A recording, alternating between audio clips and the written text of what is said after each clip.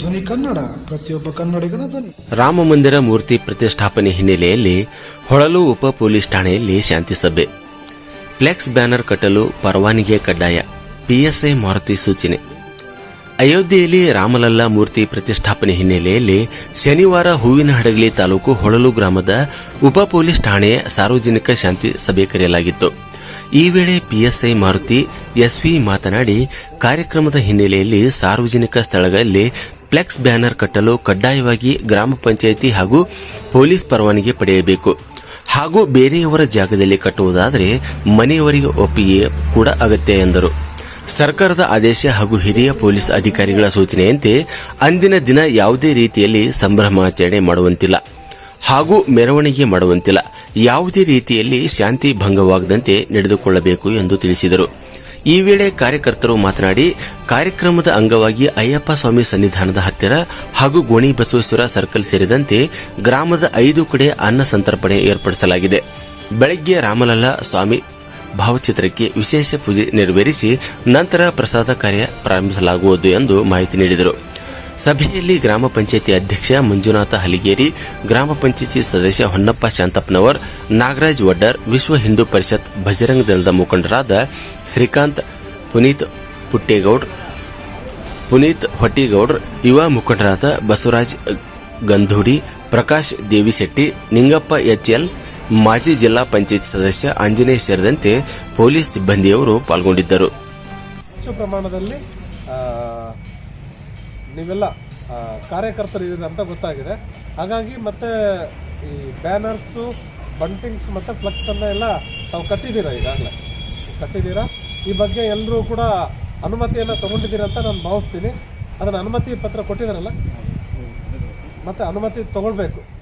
ಮತ್ತು ಇನ್ನೊಂದು ವಿಚಾರ ಏನಪ್ಪ ಅಂತಂದರೆ, ಈ ಕಟ್ಟಿರುವಂಥ ಎಲ್ಲ ಫ್ಲೆಕ್ಸು, ಬ್ಯಾನರು, ಬಂಟಿಂಗ್ಸು ಇವುಗಳ ಬಗ್ಗೆ ತಾವುಗಳು ಕೂಡ ಮುತುವರ್ಜಿ ವಹಿಸಬೇಕು, ನಿಗಾ ವಹಿಸಬೇಕು. ಯಾಕಪ್ಪ ಅಂದರೆ ಆ ಗಾಳಿಗೆ ಹರಿದೋಗಿರುವಂಥ ಸಂಭವ ಅಥವಾ ಈ ಕಬ್ಬಿನ ಗಾಡಿಗಳು ಹೋಗುವಂಥ ಅತಿತ್ತು ಇದಾಗುತ್ತೆ. ಹಾಗಾಗಿ ಅದನ್ನು ಮತ್ತೆ ಇಮಿಡಿಯೇಟ್ ಅದು ಏನಾದರೂ ಇದಾದ ತಕ್ಷಣ ಕಟ್ಟಬೇಕು. ಮತ್ತು ಅದನ್ನು ಸುಮ್ಮನೆ ಬೇರೆ ಯಾವುದೇ ಇದನ್ನು ಮಾಡುವಂಥದ್ದು ಬೇಡ. ಅದಕ್ಕೆ ನಾವು ಸಂಪೂರ್ಣ ನಮ್ಮವರೆಲ್ಲ ಸಿಬ್ಬಂದಿಗಳಿದ್ದಾರೆ. ಎಲ್ಲ ಕಡೆ ನಾನು ಫಿಕ್ಸ್ ಪಾಯಿಂಟ್ ಹಾಕಿದ್ದೀನಿ. ಇಲ್ಲಿ 4 ಜನ ಸಿಬ್ಬಂದಿಗಳಿದ್ದಾರೆ. ಈಗ ಅವರೆಲ್ಲ ಕೂಡ ಓಡಾಡ್ತಿರ್ತಾರೆ. ಯಾರಿಗೂ ಕೂಡ ಸಮಸ್ಯೆ ಆಗದ ಹಾಗೆ ಪೊಲೀಸ್ ಇಲಾಖೆಯಿಂದ ಏನು ಭದ್ರತೆಯನ್ನು ಕೊಡಬೇಕು ನಾವು ಆ ನಿಟ್ಟಿನಲ್ಲಿ ತಮಗೆ ಸೂಕ್ತವಾದಂಥ ಭದ್ರತೆಯನ್ನು ಕೊಡ್ತೀವಿ. ಮತ್ತು ತಾವುಗಳು ಕೂಡ ಯಾವುದೇ ಒಂದು ಅಹಿತಕರ ಘಟನೆ ನಡೆಯದ ಹಾಗೆ ಸರಳವಾಗಿ ಏನು ನಿಮ್ದೇನು ನಿಮ್ಮ ಒಂದು ಸೂಚನೆ ಅಥವಾ ನಿಮ್ಗೇನು ಇದಿರುತ್ತೋ ಆ ಥರ ಮಾಡಿ. ನಾವು ಅದನ್ನು ಮಾಡಬೇಡಿ ಅಂತ ನಾವೇನು ಯಾವುದೇ ಕಾರಣಕ್ಕೂ ಇದು ಮಾಡೋದಿಲ್ಲ. ಬಟ್ ಯಾರಿಗೂ ಕೂಡ ನೋವಾಗೋದು ಬೇಡ. ಮತ್ತು ಇನ್ನೊಬ್ಬರ ಒಂದು ಭಾವನೆಗಳಿಗೆ ಧಕ್ಕೆ ತರೋದು ಬೇಡ. ನೀಟಾಗಿ ಸರಳತೆಯಿಂದ ಮತ್ತೆ ಕಾರ್ಯಕ್ರಮ ಮುಗಿದ ನಂತರ ಮತ್ತೆ ನಾವೆಲ್ಲ ಏನು ಬಾಂಧವ್ರ ಥರ ಎಲ್ಲರೂ ಬದುಕಬೇಕಾದಂಥ ಒಂದು ವಾತಾವರಣ ಇದೆ. ಅದು ನಾವು ಅನಿವಾರ್ಯ. ಅದು ಮತ್ತೆ ಯಾವಿತ್ತು ಮತ್ತೆ ಅಲ್ಲಿ ಯಾವುದೂ ಸಮಸ್ಯೆ ಇಲ್ಲ. ಸಮಸ್ಯೆ ಎಲ್ಲಿ ಸಮಸ್ಯೆ ಬರೋದು ಮಾಡೋದು ಅಲ್ಲ ಒಂದೇದಾಗಿ. ನಮ್ಮಲ್ಲಿ ಜನ ಮಾತ್ರ ಹೋಗೋದಿಲ್ಲ ಒಂದೇದಾಗಿ, ಅದು ಮಾಡೋದಿಲ್ಲ. ಅವ್ರವ್ರ ಧರ್ಮದ ಏನೋ ಮಾಡ್ಕೊಂಡ್ರೆ ನಾವು ಯಾವುದೇ ಥರ ಸಮಸ್ಯೆ. ಇನ್ನೊಂದು ವಿಚಾರ ಏನಪ್ಪ ಅಂದರೆ, ಅದೇ ಹೇಳಿದ್ದಲ್ಲ, ನಾವು ಇನ್ನೂ ಎಲ್ಲವನ್ನೂ ಅಬ್ಸರ್ವ್ ಮಾಡೋಕ್ಕಾಗಿಲ್ಲ. ಸುಮಾರು ಕಡೆ ನಾನು ಇನ್ನೂ ಹೋಗ್ಲಿಕ್ಕಿದೆ, ವಿಸಿಟ್ ಎಲ್ಲ ಮಾಡೋದು. ಹಾಗಾಗಿ ನೀವೇನು ಇಲ್ಲಿ ಒಳಲೇ ಎಲ್ಲ ಮೇನ್ ಇಂಪಾರ್ಟೆಂಟ್ ಪ್ಲೇಸ್ ಇಲ್ಲಿಂದ ನೀವು ಹ್ಯಾರಡಕ್ಕಾಗಲಿ ಅಥವಾ ಈ ಕಡೆ ಅರವಿ ಕಡೆಗೆ ಆಲ್ಮೋಸ್ಟ್ ಈ ಕಡೆಗೆ ಭಾಗದವರು ಹೋಗೋದಾದ್ರೂ ಇಲ್ಲಿಂದಲೇ ಎಲ್ಲ ಹೋಗ್ತೀರಾ. ಹಾಗಾಗಿ ನೀವು ಕೂಡ ಎಲ್ರಿಗೂ ಕೂಡ ಸ್ವಲ್ಪ ಶಾಂತ ರೀತಿಯ ಕಾಯ್ಕೊಳ್ಳಿಕ್ಕೆ ಹೇಳ್ಬೇಕು. ಹೌದಲ್ವಾ? ಎಲ್ಲದೂ ನಾವೇ ಹೇಳೋಕ್ಕಾಗಲ್ಲ. ನೀವು ಯಾರು ಮುಖಂಡರಿರ್ತೀರಾ ಅಥವಾ ಊರಿನ ಹಿರಿಯರು ಇರ್ತೀರಲ್ಲ, ನೀವು ಅವ್ರಿಗೆ ಸ್ವಲ್ಪ ಸರಿಯಾಗಿ ತಿಳುವಳಿಕೆ ಹೇಳ್ಬಿಟ್ರೆ ನಮ್ಮ ಕೆಲಸ ಈಸಿ ಆಗುತ್ತೆ. ಅಲ್ಲ, ಅದು ಇನ್ನೂ ಮುಂದುವರಿಬೇಕಾದ್ರೆ ಅಷ್ಟೇ. ಸರ್, ಹೊಳಲಿನಾಗ ಹಿಂದೂ ಧಾರ್ಮಿಕ ಕಾರ್ಯಕ್ರಮಗಳು ಯಾವ ನಡೆದಪ್ಪ ಅಂದ್ರೆ ಇಲ್ಲಿ ತನಕ ಯಾವುದೇ ಅಹಿತಕರ ಘಟನೆಗಳು ನಡೆದೂ ಇಲ್ಲ.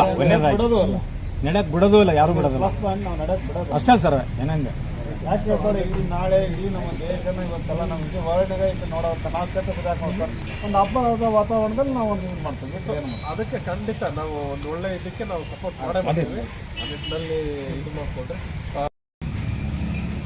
ರಾಮಸೇನ ಯಾರು ಶ್ರೀರಾಮ್ ಅವರು ಹೋಗಿದ್ರು. ಫಸ್ಟ್ DG ಸಾಹೇಬ್ರ ಆಫೀಸಿಗೆ ಕೊಡ್ತಾರೆ. ನಾವು ಈ ಥರ ಪ್ರೊಸೆಷನ್ ಮಾಡ್ತೀವಿ, ನಮ್ಗೆ ಅವಕಾಶ ಕೊಡಿ ಅಂತೇಳಿ. ನಂತರ ಅಲ್ಲಿ ಬೇಡ ಅಂತ ಹೇಳ್ತಾರೆ. ಅವ್ರು ಏನು ಮಾಡ್ತಾರೆ, ಅದನ್ನು ಇಟ್ಕೊಂಡು ಧಾರವಾಡ ಹೈಕೋರ್ಟ್ಗೆ ಹೋಗ್ತಾರೆ.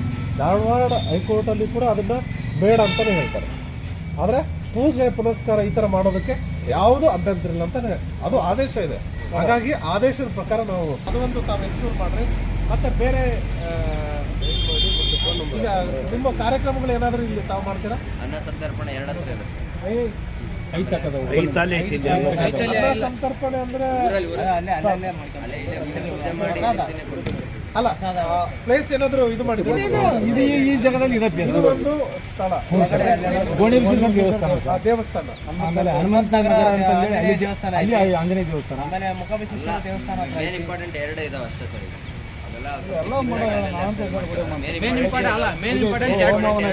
ತುಂಬಾ ಜೋರಾಗಿರೋದು 2 ಇಲ್ಲಿ ಮತ್ತೆ ಗೋಣಿಬಸವೇಶ್ವರ ದೇವಸ್ಥಾನ. 2 ಹತ್ರ ಇದೆ.